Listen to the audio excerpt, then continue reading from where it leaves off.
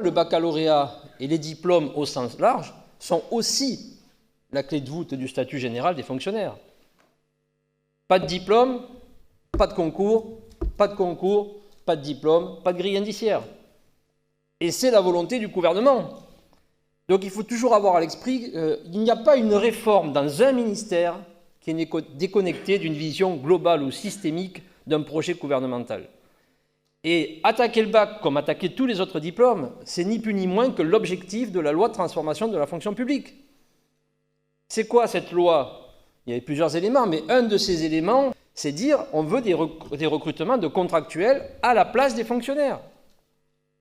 Et si vous lisez le décret, alors je le note parce que moi les chiffres et les lettres, du 14 décembre 2019, qui est le décret qui a été issu de la loi de transformation, il dit qu'on va commencer à recruter les contractuels comment?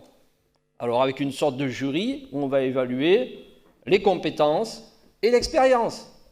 Il n'y a plus aucune connotation de diplôme, ce qui n'est pas illogique, puisque nous avons affaire à des contractuels, et donc il n'y a pas un diplôme qui correspond à une catégorie et un concours à passer.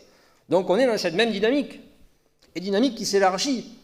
Si vous prenez les emplois de directeur d'administration territoriale de l'État, ce qu'on appelle les emplois DAT de l'encadrement supérieur, là aussi le décret est clair. Ce sont les mêmes épreuves pour recruter un fonctionnaire et pour recruter un contractuel. Sauf que le contractuel, il n'a pas de condition de diplôme. Ça ne s'arrête pas. Pour les apprentis, on nous dit, les apprentis pourraient de manière dérogatoire sur une phase expérimentale, après l'apprentissage, intégrer directement la fonction publique. Alors nous, on n'est pas contre les apprentis à FO. Mais s'ils intègrent directement la fonction publique, ça veut dire quoi? Sans concours, de fait. Donc ils vont être contractuels. Alors il faut une petite différence pour les apprentis en situation de handicap, qui, eux, seraient directement intégrés dans la fonction publique, mais titularisés, mais sans concours. Donc, où est le diplôme là-dedans?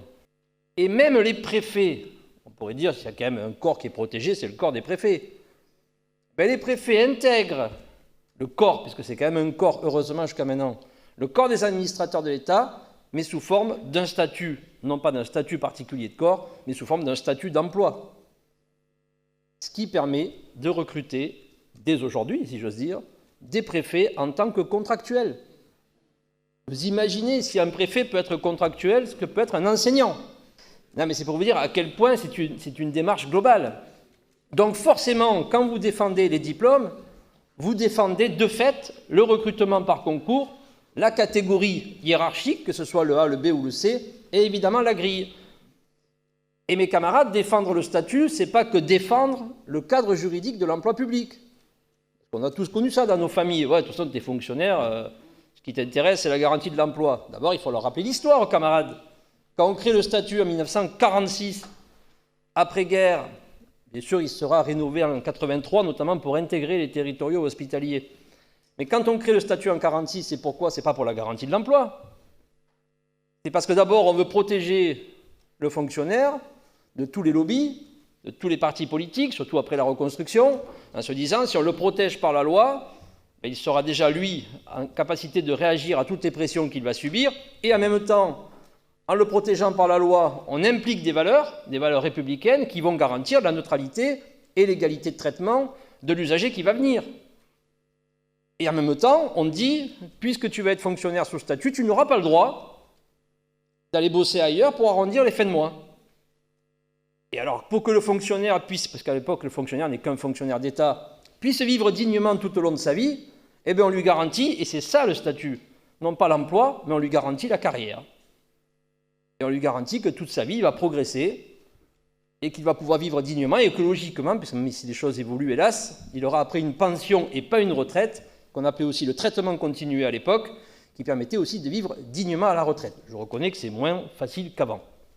Donc, défendre le diplôme, mes camarades, ce n'est pas que défendre évidemment des principes liés à l'éducation nationale, c'est défendre tout un système républicain. Ils mettent tout en place, que ce soit de l'encadrement supérieur, j'allais dire pratiquement au premier recrutement, pour faire en sorte que demain, il n'y ait que des contractuels. Ce qui est logique. Vous réglez tous les problèmes, je terminerai par ça. Vous réglez le problème des retraites. Contractuel, c'est au régime général. Pas de problème de code des pensions civiles et militaires, des 6 derniers mois de traitement, etc. Bien sûr, il y a l'IRCANTEC, mais bon. Vous réglez les problèmes de pérennité de l'emploi public. Si on n'en a plus besoin, on le fout dehors. Donc c'est ça leur objectif. Et le meilleur moyen de casser le recrutement par concours, c'est de casser le diplôme.